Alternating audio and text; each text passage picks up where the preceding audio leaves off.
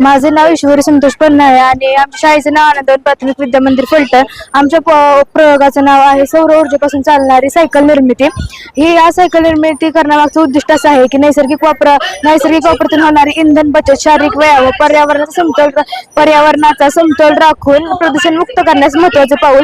यासाठी आपल्यासाठी लागणारे साहित्य म्हणजे चाकाऊ सायकलीतील 2 चाके, बांधकामातून शिल्लक राहिलेले लोखंडी pipe, motor, lithium battery, solar panel, battery charger आणि गती नियंत्रित करण्यासाठी लागणारा थ्रोटर आणि या सर्व वस्तूंना नियंत्रित करण्यासाठी लागणारे कंट्रोलर, चावी, स्विच ऑन ऑफ करण्यासाठी लागणारे चावी, स्विच। ह्याचा वॅट 250 आहे आणि ह्याचं महत्त्व असं आहे की स्वच्छ व नूतनीकरणक्षम ऊर्जा स्रोत, ह्याच्यापासून आपण पर्यावरणाचं संरक्षण करू शकतो।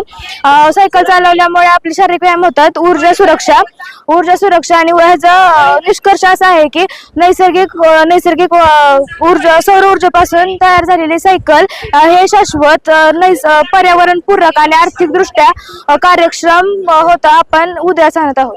धन्यवाद। श्रीमान चैतन्य कुमार